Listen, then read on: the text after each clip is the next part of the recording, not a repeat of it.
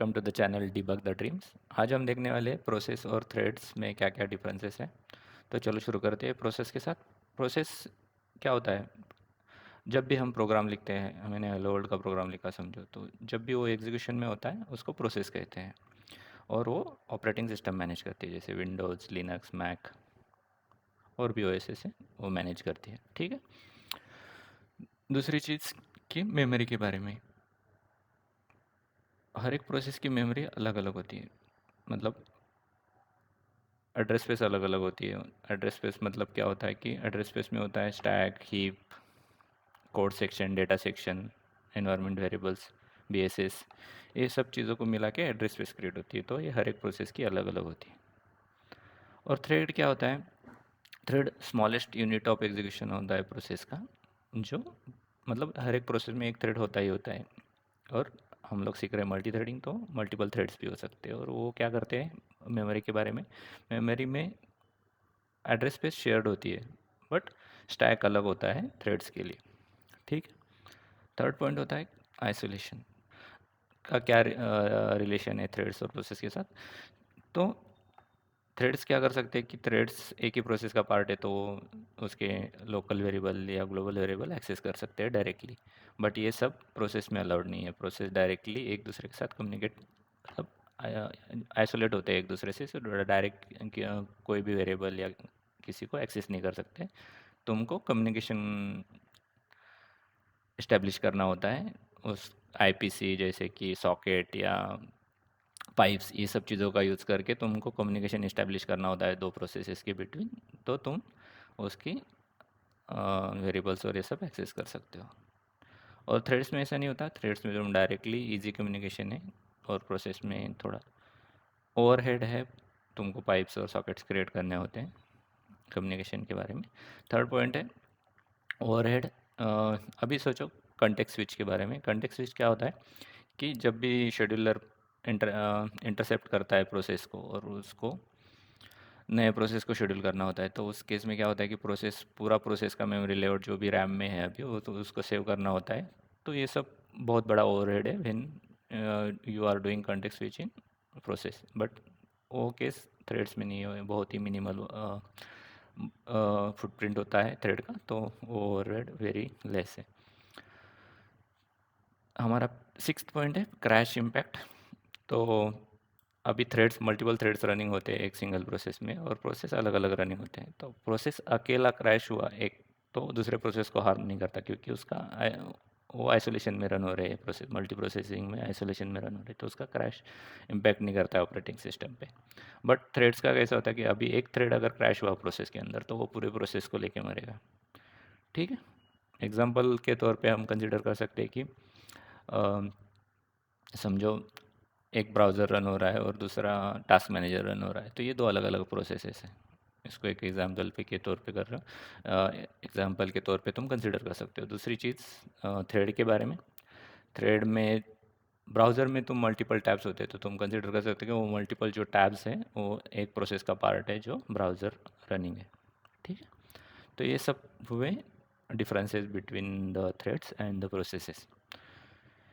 तो चलो थोड़ा सा प्रैक्टिकली कुछ देखते हैं इसके बारे में, थोड़ा सा कोड लिखते हैं। तो चलो पहले थ्रेड क्रिएट करते हैं, थ्रेड का प्रोटोटाइप। और ये सब हमने लास्ट वीडियोस में देखा है, तो कोई डिफ़िकल्टी आती है अंडरस्टैंडिंग में तो तुम लास्ट वाली वीडियो रेफर कर सकते हो। मैं डिक्लेयर करता हूँ, हम लोग प्रिंट करेंगे मैसेज, PID मैसेज प्रिंट करेंगे।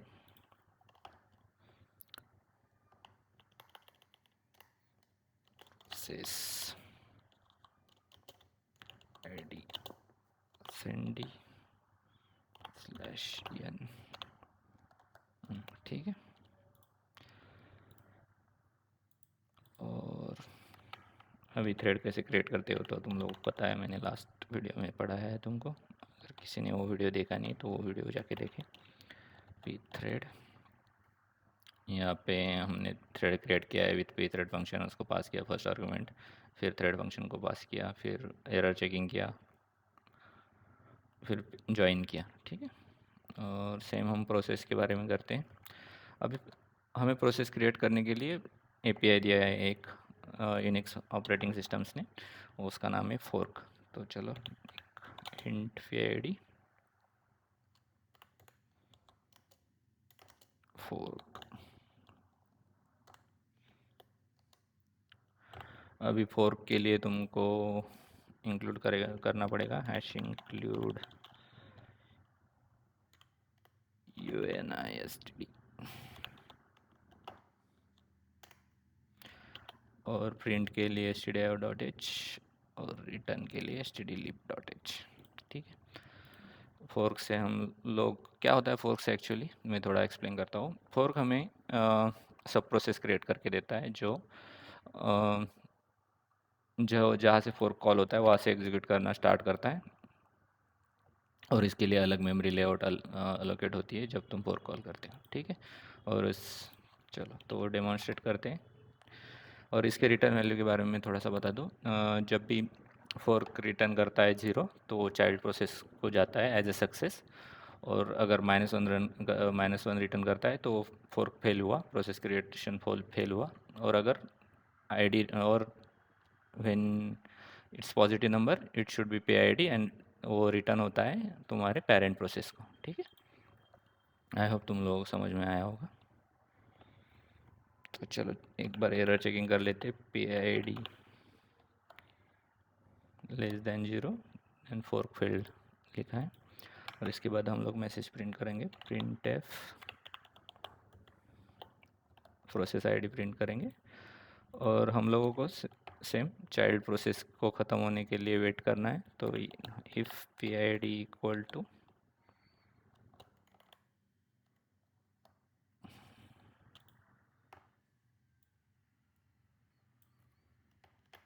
Not equal to zero, not equal to zero, तो हम लोग वेट को कॉल करेंगे, वेट। ठीक है। और इसके बाद हम लोग रिटर्न कर देंगे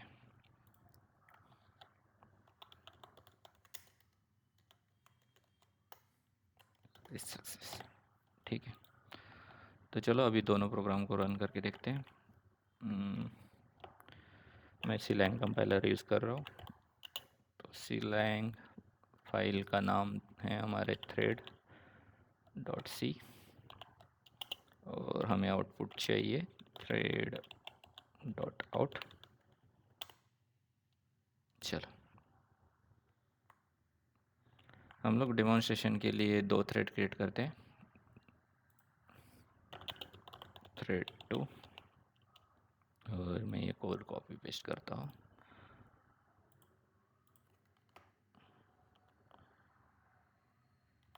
ठीक है। इसमें हम लोग थ्रेड 2 को पास करेंगे, सेम जॉइन में भी। चलो अभी फिर से एक बार कंपाइल करेंगे क्योंकि हमने कोड चेंज किया है, और अभी रन करके देखते हैं thread.out को। चलो तो आप लोग देख सकते हो कि प्रोसेस आईडी हम लोगों को सेम मिला है था, क्योंकि हमने मल्टीपल थ्रेड्स क्रिएट किए सिंगल प्रोसेस के अंदर, तो उसका प्रोसेस आईडी तुमको सेम मिलना लाजमी। ठीक है। तो सेम चीज़ करके देखते हैं प्रोसेस डॉट सी में प्रोसेस के बारे में क्या आता है हम लोगों को। सी लैंग्वेज कर रहे हैं प्रोसेस डॉट सी, फिर बाद में आउटपुट में हम लोगों को प्रोसेस डॉट आउट चाहिए। हाइपन ओ का मतलब होता है आउटपुट फाइल का नाम दो, और ये पास कर रहे हैं हम सिलैंग को, और वो कंपाइल करके बिल्ड करके हम लोगों को दे देगा। ठीक है। तो यहाँ पे हम लोगों को एरर आया है, मैंने फोर्क का स्पेलिंग गलत किया है। ठीक है, फिर से कंपाइल करते हैं। हमारा कंपाइलेशन सक्सेसफुल हुआ। हम भी रन करके देखते हैं प्रोसेस डॉट आउट क्या देता है हम लोगों को। चलो तो देखते हैं। प्रोसेस आईडी में आप लोग देख सकते हो कि 2 अलग अलग प्रोसेस आईडी हम लोगों को मिले। इसका मतलब है कि 2 प्रोसेस अलग अलग प्रोसेस रन हो रहे हैं। और एक चीज़ करके देखते हैं कि अभी शेयर्ड मेमोरी के बारे में मैंने बताया था कि प्रोसेसेस की मेमोरी अलग अलग होती है और थ्रेड शेयर करता है मेमोरी स्पेस। तो हम लोग एक यहाँ पे वेरिएबल डिक्लेयर करते हैं शेयर्ड वेरिएबल, फिर उसको ही प्रिंट करेंगे। एक थ्रेड में हम उसको इंक्रीमेंट करेंगे, दूसरे थ्रेड में हम उसको प्रिंट करेंगे, ठीक है। यहाँ पे हम स्लिप डालेंगे ताकि थ्रेड का कॉम्प्लीट ना हो। स्लिप फॉर 2 सेकेंड, फिर में सेमीकोलन। हमें और एक रूटीन चाहिए तो हम लोग इसको कॉपी करेंगे दूसरे थ्रेड के लिए। हम पहली बार दूसरे थ्रेड के लिए अलग रूटीन लिख रहे हैं, तो चलो हमने यहाँ पे इंक्रीमेंट नहीं करना है, यहाँ पे सिर्फ प्रिंट करेंगे कि वो वैल्यू यहाँ पे पॉपुलेट हो रही कि नहीं हो, डेमोन्स्ट्रेट करने के लिए। प्रिंट एफ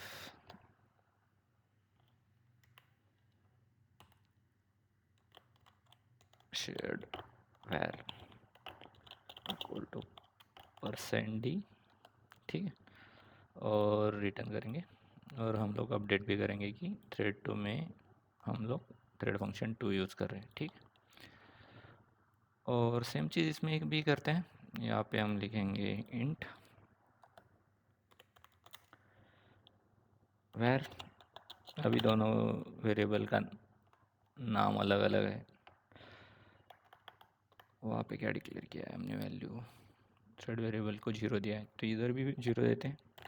अभी इधर शेयर्ड वेर दिया है और इधर वेर दिया है, अलग अलग नाम है, ठीक है। उसके बारे में थोड़ा मैं अलग बात करूँगा थोड़ी देर बाद में, ठीक है। तो अभी हम लोग क्या करते हैं कि उसको इंक्रीमेंट करेंगे चाइल्ड प्रोसेस में। PID equal to 0, then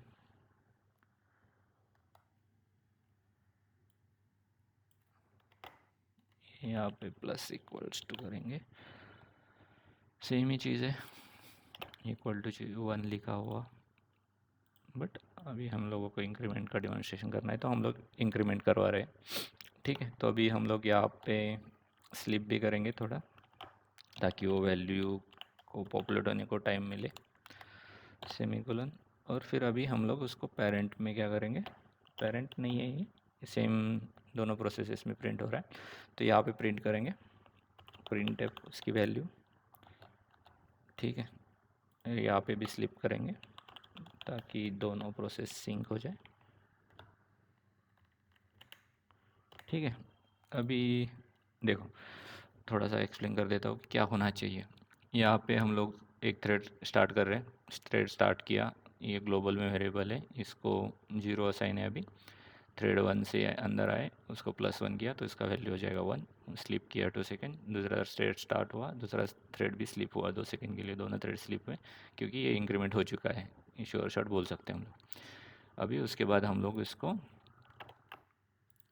print कर रहे हैं, ठीक है। यही काम हो रहा है थ्रेड, दोनों थ्रेड्स में, ठीक है। तो वैल्यू प्रिंट होनी चाहिए 1, ठीक है। और यहाँ पे हम लोग क्या कर रहे हैं, हमने वेरिएबल को डिक्लेयर किया 0। अगर PID 0 है मतलब चाइल्ड प्रोसेस में हम लोग उसको हम उसको इंक्रीमेंट कर रहे हैं और स्लिप हो रहे हैं 2 सेकेंड के लिए। और ये दोनों प्रोसेस का कोड स्पेस है, तो हम लोग यहाँ पे फिर से 2 सेकेंड के लिए स्लिप हो रहे हैं और दोनों प्रोसेसेस ये लाइन ऑफ कोड एग्जीक्यूट कर रही है, उसके बाद इधर आएंगे और फिर एग्जिट हो जाएंगे। तो हम लोग देखेंगे कि आउटपुट में क्या दिखता है हम लोगों को। चलो, तो मैं पहले थ्रेड बिल्ड करता हूँ और थ्रेड को प्रिंट करते हैं,